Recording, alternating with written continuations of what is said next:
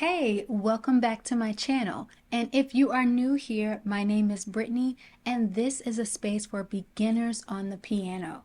I actually just started learning how to play piano in the past 2 years, and I've been teaching for the past 6 or 7 months. And so my whole goal with this series is to give beginners on the piano something that they can understand and play right away. And so today we're going to be talking about how to create a worship atmosphere.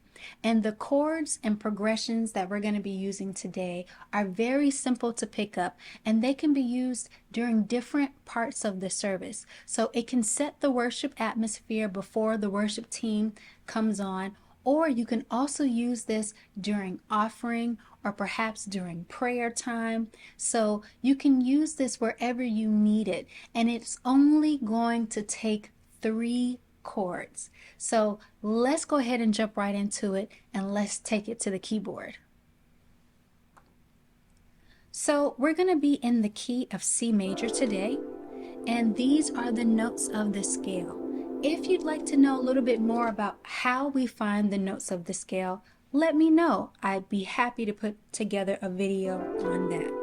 And so just as a quick review, we're going to be using the number system, which just basically says that there's going to be a number for each note in the scale. The C is the 1, the D is the 2, the E is the 3, F is the 4, G is the 5, A is the 6, B is the 7, and C is the 1. And quickly, we'll just go ahead and build chords off of those numbers.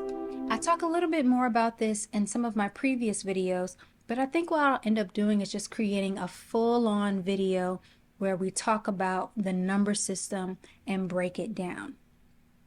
So let's build a chord off of the 1. We're just simply going to pick the C, skip the D, pick the E, skip the F, pick the G. And this is the same process we can follow for all of the numbers. Here's the 3 chord because it's built off of the 3, which is the E, 4 chord, 5 chord, 6 chord, 7 chord, and back to the 1 chord. So today, the progression that we're going to use to create that atmosphere of worship is a 6-5-4 progression. And then what we'll do is we'll hang out on that 4 for a couple of extra measures, a couple of extra beats.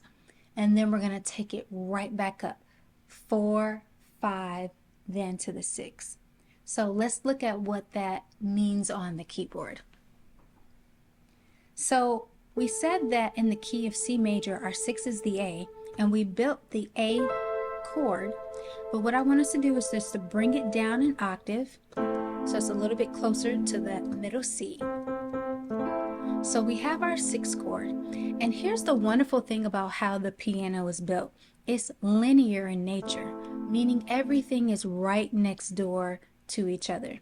So this is the 6 chord, and we have right below it the 5. So the 5 chord is right underneath. 6 chord, 5 chord. So I don't even have to change my hand shape. I'm just going to play that 6 chord and simply lift my fingers up a bit and slide it over to the 5 chord. And I can do the exact same thing for the 4 chord, which is right next door to the left of the 5 chord. So we have our 4, 5, and 6 chords. So I'm going to put this together so you can get a better idea of the timing. So the progression is going to be 6, 5, 4, then 4, 5, 6, 6, 5, 4. We're hanging out here. Now back up. 4, 5, 6. And it's just that simple. Now, there are a couple of extra things you can do if you want to add a little bit of movement or a little bit of dynamics to your playing. So you can always add in arpeggios, which is basically when you take a chord and you break up the notes of that chord. So I'm going to take this right on up the keyboard. That's an arpeggio, and you can do that for any or all of the chords in this progression.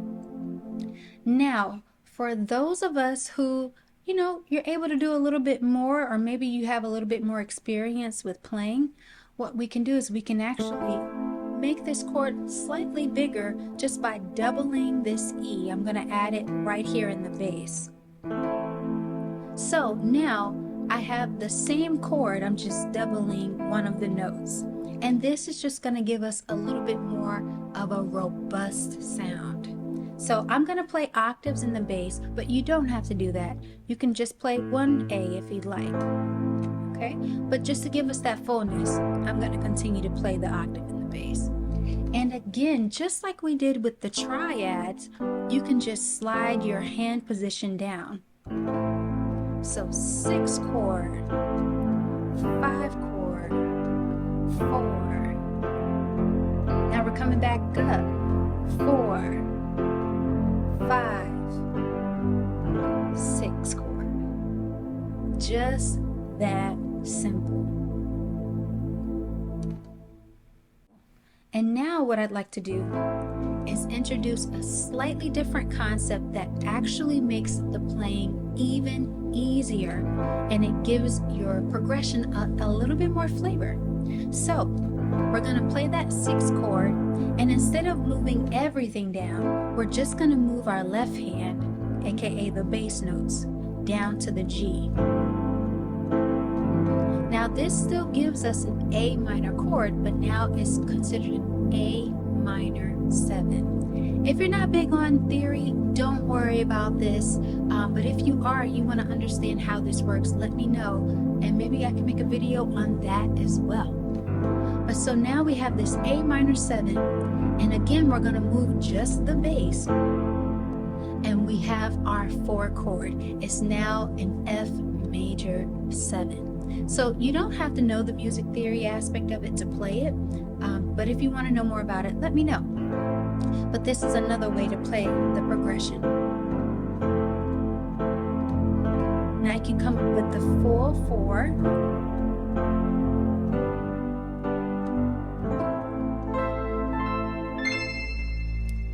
So that's the progression. 6, 5, 4. And then 4, 5, 6. It's going to set the atmosphere for worship. And we talked about a couple of different things you can do to make it sound a little more like you. You can add some arpeggios in there, or you can play the chords as triads, which are 3-note chords versus having 4 notes in the right hand. So there are different things that you can do to kind of customize it to make it sound like you. I hope that you found this helpful, and if you did, feel free to like, comment, and subscribe. So I hope to see you again soon, and until next time, family, be blessed.